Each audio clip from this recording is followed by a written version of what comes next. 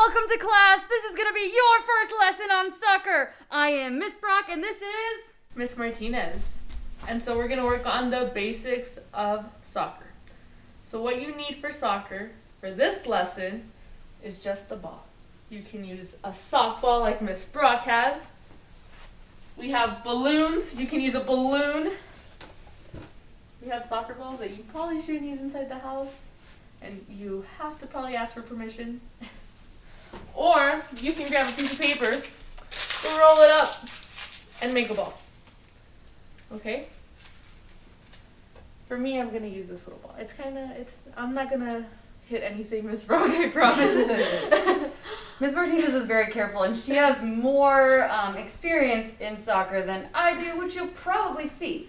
But I am not going to compare myself to her. I'm just going to try to do my best and do better every time.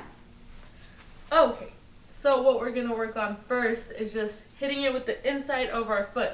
Okay, so you're going to pass it from your right to your left, left to right, right to left. We're going to start off slow, and then you can speed it up as we go. We're probably going to do this for only 1 minute, okay? It's just like this. Inside, inside, and then you can start speeding up. If you're speeding up and you start losing control of the ball, you have to slow down, okay? Because this is all about control. So you just want to keep control of the ball. Try to stay in one spot. As you see, I'm not moving so much. I'm just right here. Ball's moving. I'm not really moving. Speed it up if you want. If not, like I just lost control, I'm going to slow down.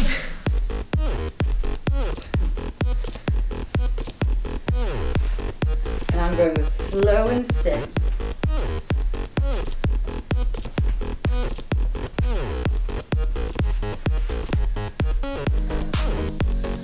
I haven't practiced soccer in a while.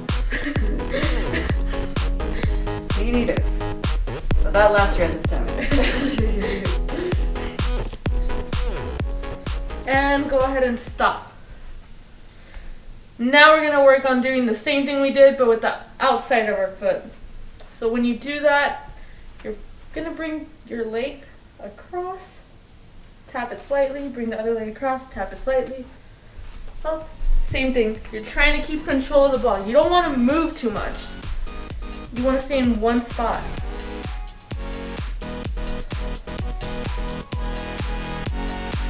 Stay in one spot while using the outside of your foot.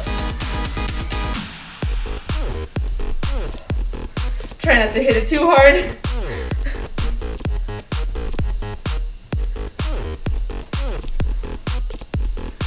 This one's a little bit more difficult for me, as you can see. My ball rolls a little less. That's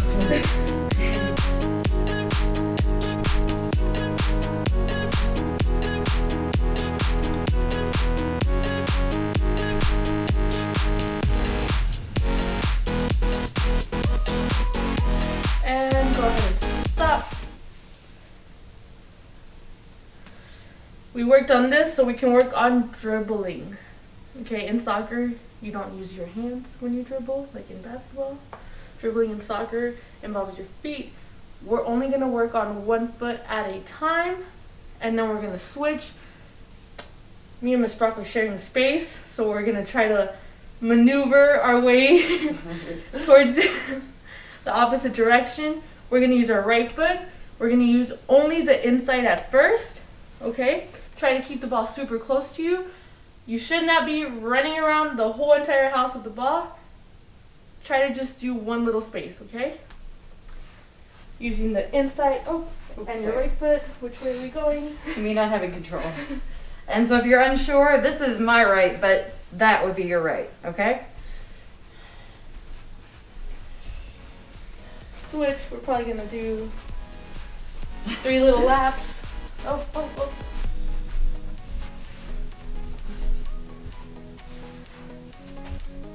This way. Again, I'll go I am this not way. comparing myself to Miss Martinez. Because when I use my one foot, I just want to have my other foot help me out. Just use the inside, only your right foot. You can also see that Miss Martinez is keeping it a lot closer to her, which is what you should do. Keep as foot. And I'm trying, which is what I'm doing. Okay.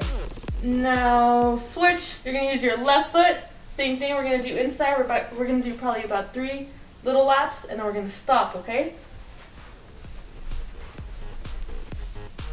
It's okay. See how positive she is. You gotta stay positive too. Don't let your shoulders go like this. Just keep going.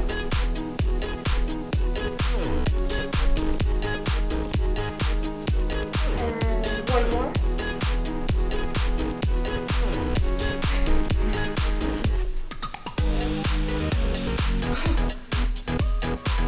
Oh, one more. I'm over here. Already back to where we started. Well, you're faster, so she's able to take a break, and I gotta keep going. Go ahead and stop. Now we're gonna do the outside of our foot, okay? So when you use the outside, you just go like this. We're gonna use our right foot first, okay? Because we just used our left, so you're gonna use your right foot. The outside, instead of using the inside, your foot's gonna be turned like this. Try not to hit it too hard. And we're just gonna do about 4 laps, just like we did, using the outside. And again, your right foot would be on this side. And I know this probably feels a little weird for some of you that might have never played soccer, which is fine. Years ago. And then every year. For a few weeks. Last one.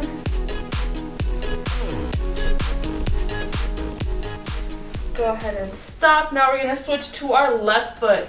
Same thing, we're going to use only the outside of our foot, okay?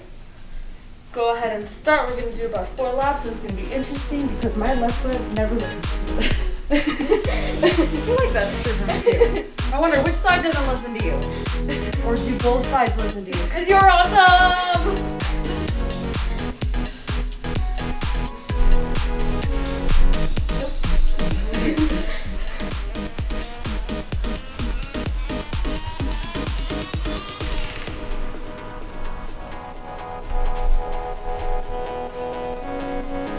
One more to go.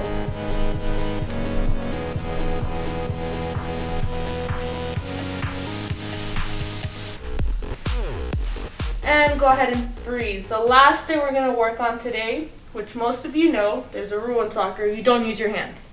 The only time you use your hands is for a throw-in. Now when you do a throw-in, your feet are on the ground. You can't jump off, okay? You can't do this at all. They have to stay on the ground. They're glued to the ground. Your arms, well, your hands hold on to the ball. Your arms are behind your head, and when you let go like that. Now, I threw a balloon. Can't throw my ball because I don't want to hit anything. The balloon is really soft. It's not going to hurt anything or break anything. So make sure that when you do a throw-in, you can just do the motions if you want. So keep both feet on the ground. Pretend like you have something. Make sure it's behind your head, and when you let go, make sure you put all your force in it. Just go. Oh. Can I step when I do it or no? You can step. I was about to go into that. Okay, sorry. When you step, it's just that I need you guys to remember that both feet have to stay glued to the ground. So when you step, well, when I do it is I step and I bring my foot sometimes over, and before I let go of the ball, both of my feet are on the ground. Your feet do not come up at all. You can also, if you like having one foot in front and just going like this, you can do that too, but just make sure that both feet are always on the ground. So we'll practice maybe 4 of those. Okay. I'm going to have Miss Martinez watch me do it. And she knows, I haven't watched a lot of soccer, so I'm curious, I can take a few steps into it, right? Yes, you can take a few, so you can take 1, 2, or however many steps you want to do. Okay. But just make sure that feet are on the ground, okay? Perfect. Sometimes I bring my heel up a little bit, but at the end of the day, my foot is still on the ground. So you can bring up your heel just a tiny bit, but your foot still has to be on the ground. All right, so make it obvious that you still have your feet on the ground. I'm guessing otherwise a referee might call it, right? Yes. Okay. And then the other team gets the ball. So if I go okay. I'm going to do it with a balloon, but if you don't have a balloon, Use a piece of paper. Use a piece of paper. We're not gonna throw items in the house. Got it? All right. So I'm gonna use the balloon. Okay. So I step and then throw. Yes. Do that. Yes. Or As long as your foot is still on the ground. You can do this. I'll use the paper. step. And for some of you, it might just be easier just to keep both feet on the ground and just throw. That way you just always remember to keep both feet on the ground. Right. Oh, I wanted to try the paper.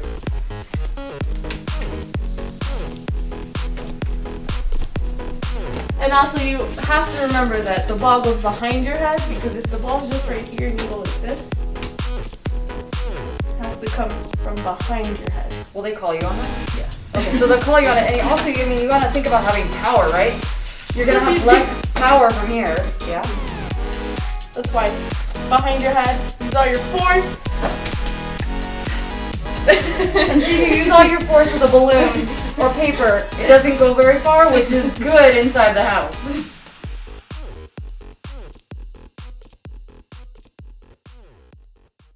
In soccer, sometimes if you're not being very sportsmanship-like,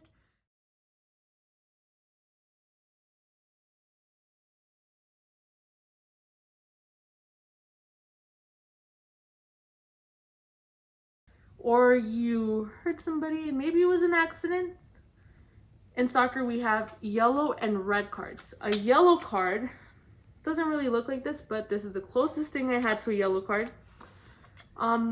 It's kind of a warning. So when you do something that you're not supposed to do in soccer, this is your warning. The ref basically takes it out and shows it to you, letting you know that you have a warning. Now, if you collect 2 yellow cards in one game, you automatically get a red card. A red card means that you are out of the game. You can't play. Okay? That's it. When you get a red card, you're out of the game and you're not allowed to play for that entire game. Depending on your league or where you play, sometimes if you get a red card, you can't play for 2 games. Okay? So this is a red card. A red card, if you get a red card automatically, they don't give you a warning, just a red card, then you're still out. Okay? So no matter what, if you get a red card, you're out of the game completely. If you get a yellow card, that means he's giving you a warning, okay? Your next yellow card will automatically turn into a red card. Thank you for joining us today! Go and practice on your own, or if you want to, go ahead and replay this video and practice these skills again. Bye for now.